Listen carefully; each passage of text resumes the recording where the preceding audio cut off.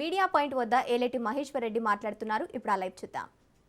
తప్ప ఇది ఎక్కడ కూడా మరి అభివృద్ధి ఎజెండాను ఎక్కడ కూడా మరి ఈ అంశం లోపల ప్రస్తావించకపోవడం చాలా బాధాకరం.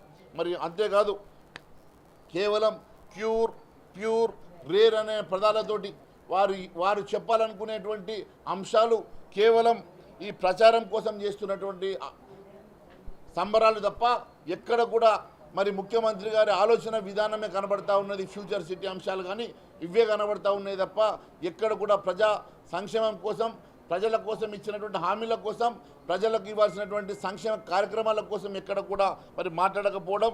ఈ స్పీచ్లో దాదాపు 12 పేజీల వరకు సబ్జెక్ట్ అంతా గ్లోబల్ సమ్మిట్ గురించే ఉన్నదంటే వారు కేవలం డబ్బా కొట్టుకునేటువంటి ప్రయత్నం చేస్తూ ఉన్నారు తప్ప ఇంకొకటి లేదని చెప్పి తెలియజేస్తూ ఉన్నాను. రాష్ట్ర ప్రభుత్వ పాలసీలో ఇప్పటి వరకు ఏమొరిగిందో కూడా చెప్పలేనటువంటి దుస్థితిలో మరి రాష్ట్ర ప్రభుత్వం ఉన్నదంటే చాలా బాధాకరం అని చెప్పి తెలియజేస్తూ ఉన్నాను. మరి బీఎస్సీలో కూడా చాలా స్పష్టంగా ఈ సమస్యల మీద ఎక్కడ కూడా డిస్కషన్ జరగవద్దన్న ఉద్దేశంతో కుదించేటువంటి ప్రయత్నం జరిగింది తప్ప ఎక్కడ కూడా మరి బీఎస్సీలో ఒక స్పష్టత లేదు.